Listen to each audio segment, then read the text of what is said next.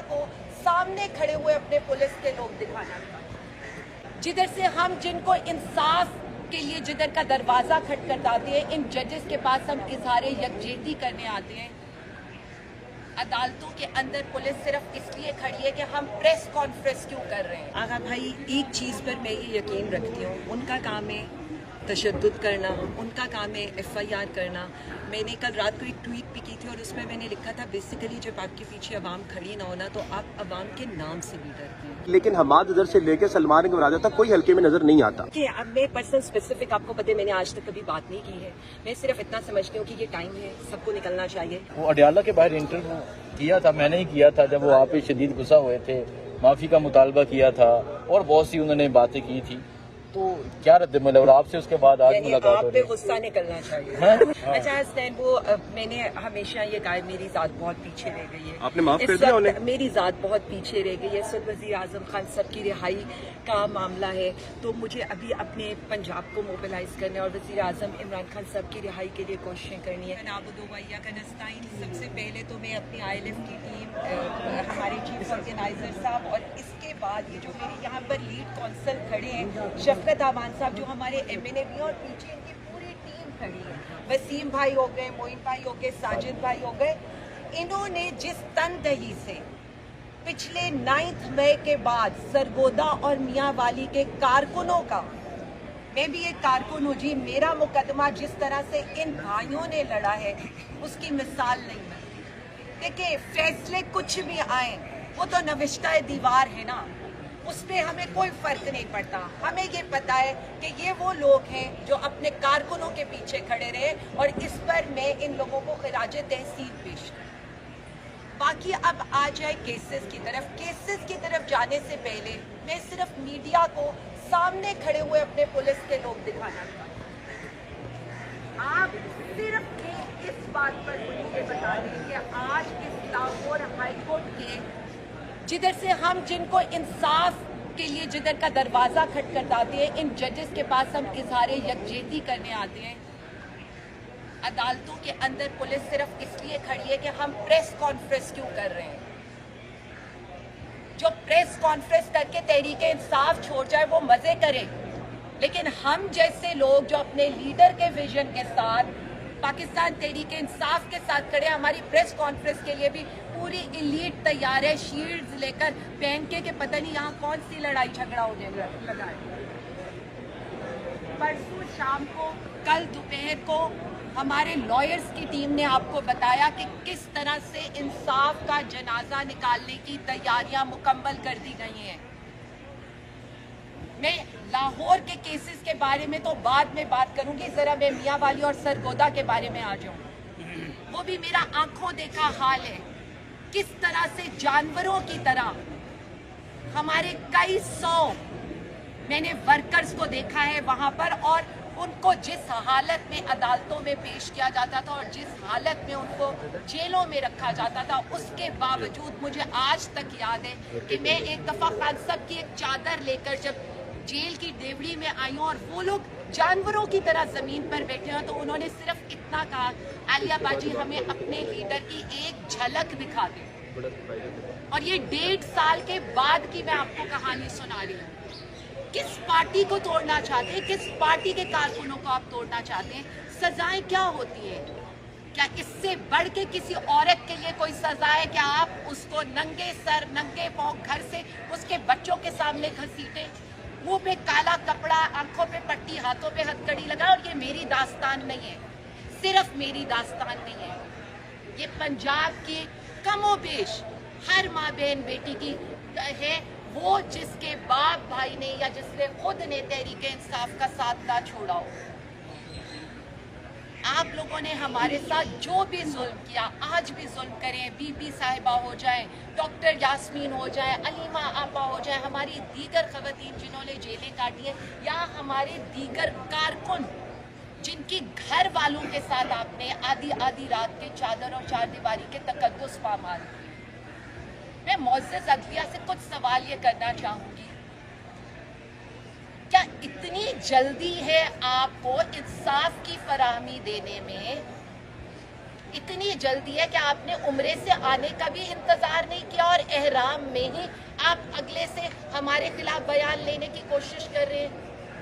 और जो दो गवाह ये कहते रहे कि हम तो खान साहब के टेबल के नीचे बैठे थे, जिस टेबल के नीचे चूहा नहीं गुजर सकता, उनसे एक सवाल जरूर मैं करूंगी कि भाई साहब, और उनको जो ऊपर से देख रहे हैं उनसे भी एक सवाल करूंगी, इतनी बड़ी साजिश हो गई, आपने साजिश रोकने की कोशिश नहीं की, आप तमाशा देखते रहे कि ऐसा हो और हम तहरीक इंसाफ के कारकुनों के साथ ये सलूक करें, तहरीक इंसाफ की लीडरशिप के साथ ये सलूक करें। पाकिस्तान के कस्टोडियन होने से, लॉ और ऑर्डर को इन्फोर्स करने वाले होने की वजह से, अगर आपके लोगों ने, पहली तो बात है उनको तो ये पता ही नहीं है ना कि खान साहब कहाँ बैठे थे, कैसे कपड़े पहने थे, लेकिन पहले तो मुझे आपसे जवाब चाहिए, आपने इस साजिश को कामयाब क्यों होने दिया? अगर ये कोई साजिश थी, जो कि नहीं थी, बात इतनी ही थी कि हमारे लीडर को गरीबान से आप लोग घसीट के लेकर गए और वो विजुअल्स उस वक्त बार बार चलाए गए ताकि पाकिस्तानी अवाम निकले।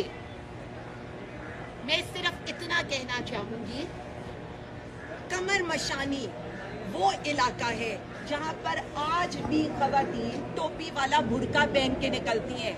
मूसा खेल मियां वाली का वो इलाका है जहां पर खवातीन आज भी टोपी वाला बुर्का पहन के निकलती हैं। मेरे पे क्या इल्जाम है वहाँ? मेरे पे ये इल्जाम है, पहले मैंने एक थाने के एक हिस्से को जलाया, वहां से मैंने सारी गन्स उठाई, उनका रिकॉर्ड उठाया, उनका जितना असला था मैं उठाकर भाग गई। अच्छा जी, उसमें मुझे डिस्चार्ज कर दिया अदालत ने 17 दिन के फिजिकल रिमांड के बाद। अभी मैं अदालत मुझे डिस्चार्ज करती है, वहीं पर क्या होता है, वहीं उसी अदालत के अंदर मेरे ऊपर उसी थाने का, जैसे मैं यहाँ खड़ी थी उसमें मैं डिस्चार्ज हूँ, इधर मैं खड़ी हुई हूँ, तो उसके ऊपर आपने मेरा मजीद 17 दिन का फिजिकल रिमांड देकर मुझे जुडिशियल कर दिया। और जिन जज साहब को हमें नाम लेना चाहिए अब्बास साहब का, उनके वो ऐसे जज, ये देखे इज्जत वही कमाता है जो डट के खड़ा होता है, तारीख याद रखेगी। जिस तरह उन्होंने हमें जमानतें दी, नहीं तो आप लोग तो पता नहीं क्या क्या करने वाले थे। आपने तो रात के 1:30 बजे हमें कोट लखपत से छुट्टी वाले दिन, मतलब मुझे तो ये समझ नहीं आती है कि छुट्टी वाले दिन सिर्फ अदालतें क्या होती हैं वो हमारे लिए नहीं खुलती, किसी और के लिए खुलती है। जैसे राज सेनेट की वाली बात हुई, इसमें तो मैं बाद में आऊंगी। वहाँ क्या हुआ, 28 मई वाली रात को हमें घसीटते हुए आप कोट लखपत से सरगोदा ले गए, और आपको ये पता था एक प्लान आप बनाते हैं, एक अल्लाह बनाता है, और बेशक उसका प्लान बेहतरीन प्लान होता है। जज अब्बास साहब ने सुबह रात आपने हमें 1:30 बजे वहां से लिया, 5 बजे हम सरगोदा पहुंचे, 12 बजे सरगोदा से हमारी बेल हो गई।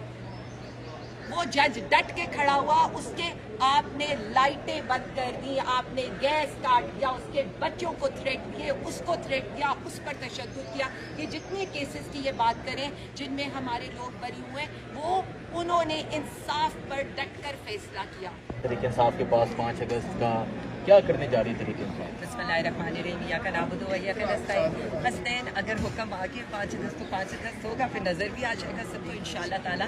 अल्लाह खैर व आफियत रखिएगा। देखिए, मैं हमेशा कहती हूँ, मेरे लीडर ने मुझे एक ही ट्रिब्यून दी है, और वो ये है, मेरे हाथ में कोशिश है, मैं अपनी पूरी कोशिश करूँगी, कामयाबी मेरा रब इंशाअल्लाह देगा। प्लान क्या है मैडम? आप यहाँ मीटिंग्स कर रही हैं सारे रीजन्स के साथ, लेकिन प्लान क्या है? अभी तक किसी को प्लान की समझ नहीं आ रही कि 5 अगस्त को होगा। देखिए, मेरी एक बात सुने, मैंने अभी भी ये अनाउंस किया था, हमारे प्रेसिडेंट्स जितने भी हैं पाकिस्तान के, सबकी मुलाकात हुई है सेंट्रल लीडरशिप से, और हमने सब ने अपनी अपनी सिफारिशात के क्या होना चाहिए वो हमने उनके सामने रख दिया है। अब देखिए, मुझे तो जो कहेंगे मैं तो इम्प्लीमेंट कराना मेरा उसके अंदर है।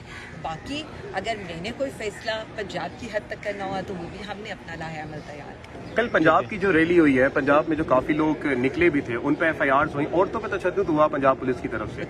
इस पे आप क्या कहती हैं कि इस ऐसे माहौल में क्या आप पंजाब को मोबिलाइज कर पाएंगी, निकाल पाएंगी जो इस वक्त हालात नजर आ रहे हैं? देखिए आगा भाई, एक चीज़ पर मैं ये यकीन रखती हूँ, उनका काम है तशद्दुद करना, उनका काम है FIR करना। मैंने कल रात को एक ट्वीट भी की थी और उसमें मैंने लिखा था बेसिकली जब आपके पीछे अवाम खड़ी ना होना तो आप अवाम के नाम से भी डरते हैं। तो ये सारा तो उनका डर बताता है। तो अब बात सिर्फ इतनी है कि क्या हमने डर डर के ही रहना है और इसी तरह से करना है। और आप ये देख लेना कल हमारी जो रैलीज हैं वो क्या बता रही है, या कल देख लें उससे पहले अभी जो परसों हमारा अभी एक मीटिंग थी तो वो जलसा बन जाता है। हमारी तो अभी जो मीटिंग्स हो रही हैं हमें तो वहाँ लोगों को 3-3 हॉल्स खुलवाने पड़ रहे हैं, तो हमारे लोग पूरे नहीं हो रहे। तो मैं सिर्फ इतना कह रही हूँ कि अभी तो डिस्ट्रिक्ट और तहसील की मीटिंग्स हो रही हैं, तो ये हाल है। अभी तो हम ना कारकुनों को, तो मैम ये 5 अगस्त तक आपका कंप्लीट हो जाएगा कोर्ट तक, अभी तो हमने UC और ब्लॉक कोर्ट्स बुलाई नहीं है, उसके लिए हम उन्हीं डिस्ट्रिक्ट्स के अंदर ये मीटिंग्स करेंगे। देखिए मेरे 3 रीजन्स ऑलमोस्ट कंप्लीट हो चुके हैं। एक रीजन की रह गई है टिकट होल्डर से मीटिंग, और एक रीजन रह गया है जिसकी तंजीम और टिकट होल्डर की मीटिंग है, वो इंशाल्लाह ताला इसी हफ्ते में कंप्लीट हो जाएगा। और उनको मोबिलाइजेशन प्लान ऑलरेडी दिया जा चुका है। हम ऐसे नहीं कर रहे, हमारे जिस रीजन की मीटिंग होती है उसके बाद उन्हें mobilisation plan to be on ground दिया जाता है।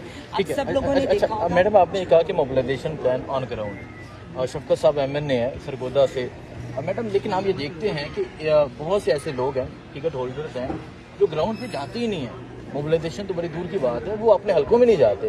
तो मैडम आपने उनको ये पैगाम दिया कि खान साहब का ये पैगाम है कि जो तहरीक का बोझ नहीं उठा सकते वो अलग हो जाए, आपने उन्हें ये पैगाम दिया, और क्या इसका कोई है? देखिए जी, मेरा एक क्लियर पैगाम है।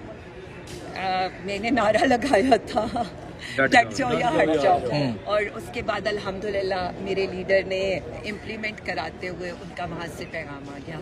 ये जो सारी ये बातें यहाँ पर हो रही हैं, मैंने तो सबको ये कहा था हम जो है कि अगर कोई हमारी तहरीक का बोझ नहीं उठा सकता तो वो, हम तो उनको मजबूर नहीं कर रहे। PTI का तो लाइन लगी हुई है नोटिफिकेशंस लेने के लिए भी, टिकट लेने के लिए भी। पाकिस्तान तहरीक इंसाफ तो कारकुनों की जमात है और यहाँ का हर कारकुन लीडर है। तो मैंने अभी पहले भी एक मीटिंग में कहा है, अब भी मैं यही कहती हूँ, मैं खान साहब की नुमाइंदा हूँ पंजाब में। जो खान साहब का हुक्म आएगा मैंने अन उसको मैडम खान साहब जब जेल से कोई भी पैगाम आता है, बाहर अडयाला मौजूद होते हैं, वो रूल ऑफ लॉ की बात करते हैं, वो कानून की हुक्मरानी, इन चीज़ों की बात करते हैं, वो अपनी रहाई की बात नहीं करते। रहाई किस तरह आप करेंगे? क्योंकि खान साहब तो नहीं कहते कि मेरी रहाई का ये प्लान है आपके पास, ये प्लान तो बाहर जो मौजूद लोग हैं उन्होंने ये बनाना है। देखिए मैं सिर्फ इतना समझती हूँ कि यही फ़र्क हमें समझना चाहिए हमारे लीडर में और बाकी लीडरों में। यहाँ पर सूरत हाल ये है कि हमारा लीडर अपनी बात नहीं करता, और वहाँ पर सूरत हाल ये थी कि अगले सिर्फ अपनी डील कर गए थे और बाकी सारी पार्टी को यहाँ पर छोड़ गए थे। डील करके 10 साल की जत्ता चले गए थे और बाद में इसी तरह लंदन भाग गए थे और बाकी सारी पार्टी इधर ही थी। यही फ़र्क मैं बेसिकली बताना चाहती हूँ। वैसे तो ज़मीन आसमान का फ़र्क है। हमारा लीडर प्लान आपका क्या है? रहाई का उसके प्लान बाद मैं आपको बता दूँ, देखें पहले दिन से मैं हमेशा एक बात करती हूँ, हम अदालतों में आते हैं सिर्फ इनकी तौकीर बढ़ाने, इन जजेस को ये कहने कि हम आपसे कोई रिलीफ नहीं, हम आपसे इंसाफ मांग रहे हैं। जो भी फैसला होना है ना, मैं अपने कारकुनों के लिए, वो फैसला सड़कों पर होने, वो फैसला आपको बाहर निकलकर अपने लीडर के लिए करना है। और दूसरी जो आपने बात की है, हमारी जितनी इस वक्त मोबिलाइजेशन कैंपेन हो रही है उसका क्रक्स ये है कि अगर पाकिस्तान बचाना है तो वज़ीर आज़म इमरान खान साहब को लाना है। अगर मैं आपको पम्फलेट्स अपने दिखाऊं तो हमारे पम्फलेट्स हैं ही ये कि गरीब अवाम, अगर जो भी आपके साथ हो रहा है, वज़ीर आज़म खान साहब थे तो आपके साथ ये सब नहीं हो रहा था। सो चीज़ों को हमने बड़ी क्लैरिटी के साथ जो मोबिलाइजेशन प्लान तरतीब दिया, बहुत शुक्रिया, वो इन्हीं वजहों से दिया है कि ताकि हम आगे के लिए चीज़ों को देख सकें। और आगे का मतलब बेसिक थीम वज़ीर आज़म इमरान खान और वज़ीर आज़म इमरान खान साहब की रिहाई अवाम के लिए। क्या ये जो एहतजाज होने जा रहा है ये पिछली मरतबाओं से मुख्तलिफ होगा? आपका जो 26 नवंबर गुजरा उसमें लोगों को गोलियां तक मारी गई। ये जो एहतजाज या कुछ भी आप करने जा रही हैं तो इसमें कारकुनों का क्या नुकसान होगा या नहीं, या फिर आपकी स्ट्रैटेजी पिछली एहतजाजों से मुख्तलिफ होगी? देखिए मेरी स्ट्रैटेजी तो हमेशा से एक ही रही है। अगर आप मेरे सारे एहतजाज देखें, 8 फरवरी देखें, 11 मई देखें, 23 मार्च देखें या कोई भी चीज़ देखें, हमने कहा ही ये आपका टिकट होल्डर, आपका ओहदेदार, आपका MNA MP आगे होगा, उसके पीछे आपके जो अवाम अगर जो आना चाहेंगे तो होंगे। हमने अपनी जितनी भी स्ट्रैटेजीज रखी हैं वो पहले उन लोगों पर रखी हैं जिन पर वज़ीर आज़म खान साहब ने टिकट की फॉर्म में या ओहदे की फॉर्म में अपना एतमाद किया। अच्छा, MNA शफकत साहब, आप बताएं, आप MNA हैं, आप क्या समझते हैं क्या प्लान होना चाहिए? क्योंकि तमाम पार्लियामेंटेरियन एक दफ़ा तो लाहौर आए और वो भी चीज़ मैं कंट्रोवर्शियल। तो अपना प्लान अपनी पार्लियामेंट्री पार्टी में भी दे चुका हूँ, मैडम आलिया हमजा, और अपनी बाकी लीडरशिप को भी कह चुका हूँ कि जितने भी पार्लियामेंटेरियंस हैं पूरे पाकिस्तान के 317 प्लस टिकट होल्डर्स जितने भी हैं वो हम तकरीबन 900 अबाव बन जाएंगे। ये मूव करें पूरे पंजाब में डिवीजन टू डिवीजन, और उसके बाद आप देखेंगे लोगों को समंदर निकल आएगा। ये मेरी जाती राय है। अब मैं लीडरशिप को गुजारिश कर चुका हूँ कि जितनी भी हमारी पार्लियामेंटेरियंस हैं, वो MPs हैं, MNAs हैं या सेनेटर्स हैं, प्लस टिकट होल्डर्स, इन सारों को लेके आप हर डिवीजनल हेडक्वार्टर पे जाएं, हर अहम डिस्ट्रिक्ट में जाएं, फिर देखें कि किस तरह लोग पाए। तो मैडम इसके मुसावत हुई जो देखिए, शफकत साहब ने प्लान मैं जो मर्जी कर लें, मैं प्लान नहीं बता लूँ। इसलिए आप जितनी मर्जी बातें कर लेंगे, मैं प्लान नहीं बताने वाली। नहीं, प्लान तो मिल ही नहीं सकता ना। प्लान तो देखिए वो है जिस पर अमल हो। प्लान देना, वो करना, मैं उन चीजों पर यकीन नहीं रखती। जो भी प्लान होगा, अल्लाह हमें उसके ऊपर साबित कदम भी रखे और अल्लाह हमें उसमें कामयाबी भी दे, तो नजर तो आई। आपने ये कहा कि इस दफा जो होंगे वो MNAs लीड करेंगे, वो लीडरशिप लीड करेगी, लेकिन हमाद अदर से लेकर सलमान के मुराद तक कोई हल्के में नजर नहीं आता। देखिए, अब मैं पर्सन स्पेसिफिक आपको पता है, मैंने आज तक कभी बात नहीं की है। मैं सिर्फ इतना समझती हूँ कि ये टाइम है, सबको निकलना चाहिए, और एक दफा निकलकर जो भी आप कर सकते हैं वो कर लें। अलग अलग मार खाने से, अलग अलग तकलीफें झेलने से बेहतर है इकट्ठे मार खा लें, इकट्ठे जेल चले जाएं, इकट्ठे। अच्छा मैडम, सलमान अकरम राजा से याद आ गया, वो अडियाला के बाहर इंटरव्यू किया था, मैंने ही किया था, जब वो आप पे शदीद गुस्सा हुए थे, माफी का मुतालबा किया था और बहुत सी उन्होंने बातें की थी, तो क्या रद्द-ए-अमल है? और आपसे उसके बाद आज मुलाकात आप हो पे रही है। गुस्सा निकलना चाहिए। हाँ? ये आप असल मानों में आप ये मुझे याद करा रहे हैं। अच्छा हसनैन, वो मैंने हमेशा ये कहा, मेरी जात बहुत पीछे रह गई है। आपने माफ कर दिया उन्हें? मेरी जात बहुत पीछे रह गई है। इस वक्त वज़ीर आज़म खान साहब की रिहाई का मामला है, तो मुझे अभी अपने पंजाब को मोबिलाइज करना है और वज़ीर आज़म इमरान खान साहब की रिहाई के लिए कोशिशें करनी है। ये बातें अच्छे वक्तों में होंगी। आप कह रही हैं आपको फर्क ही नहीं पड़ता इन बातों से? ये देखिए, अच्छे वक्तों में होंगी ये बातें। इस वक्त देखिए, हमारा कारकुन इतनी मारें खा रहे हैं, हम सब इतनी तकलीफें सह रहे हैं, हमारी आधी party on the verge of conviction है। तो इस वक्त इन बातों की जरूरत नहीं है। जो लीडर अंदर जेल में बैठा हो ना, मतलब मैंने ये बात अपनी छोटी बेटी से सीखी है। मतलब वो मेरे से मिलने आती थी तो मैं उससे बोलती थी कि कुछ बात करो, तो बस मुझे देखती रहती थी। जब मैं घर में आई तो उसने मुझसे बहुत बातें की, तो मैं हंसने लगी। मैंने कहा, तुमने आज तक मुझे ये नहीं बताया क्या हो रहा है। उसने मुझे ये कहा, सिर्फ एक ही बात की। उसने कहा, आप खुद इतनी तकलीफ में थी, मैं आपसे क्या बात करती। सो हम सबको ये समझना चाहिए, हमारा लीडर, हमारा बड़ा, हमारा कायद इस वक्त तकलीफ में है। इस वक्त अंदरून की बजाय जो बाहर के दुश्मन हैं उनका मुकाबला करें और एक दफ़ा मुत्तहिद होकर अपने लीडर की रिहाई को मुमकिन। अच्छा मैडम, आखिरी सवाल, बुशरा बीबी ने जब 24 नवंबर की फाइनल कॉल होनी थी, उससे पहले तमाम पार्लियामेंटेरियन को बुलाया और एक पैगाम दिया था कि जो नहीं निकलेगा उसे पार्टी से फारिग कर दिया जाएगा, लेकिन ऐसा नहीं हुआ। और अभी भी खान साहब का ये पैगाम है कि जो तरीका बोझ नहीं उठा सकता वो अलग हो जाए, उसे फारिग कर दिया जाएगा। सो अगर आप मोबिलाइजेशन की बात कर रही हैं, तो अगर कोई आपको मसाल एक MNA है वो ये एक्टिविटी करता नजर नहीं आता, तो आप ये स्टेप उठाएंगी?